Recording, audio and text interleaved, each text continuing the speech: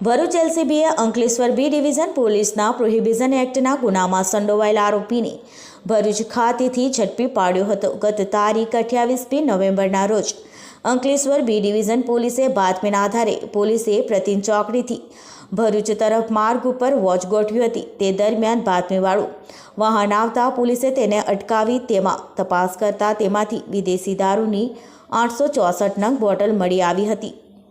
પોલીસે 86,000નો દારૂ અને 2 ફોન તેમજ તાતા મેજિક મળી કુલ 3,97,000નો મુદ્દામાલ કબજે કર્યો હતો। અગાઉ ભરૂચના ભુલાવ વિસ્તારમાં આવેલ મહાદેવનગરમાં રહેતો સ્વપ્નનીલ ઉર્ફે સોનુ અજય ચૌહાણ અને પ્રશાંત કુમાર ઠાકોર પરમારને ઝડપી પાડ્યો હતો। જ્યારે વિદેશી દારૂનો જથ્થો આપનાર સુરતના ઇમરાન નામના ઈસમ સહિત જથ્થો મંગાવનાર તિલકકુમાર પટેલને વોન્ટેડ જાહેર કરી વધુ તપાસ હાથ ધરી હતી। તે દરમિયાન ભરૂચ એલસીબીએ આ ગુનામાં સંડોવાયેલ અને જ્યોતિનગરમાં રહેતો બુટલેગર તિલક હરિ કૃષ્ણ પટેલને ઝડપી પાડ્યો હતો અને બી ડિવિઝન પોલીસને હવાલે કર્યો હતો।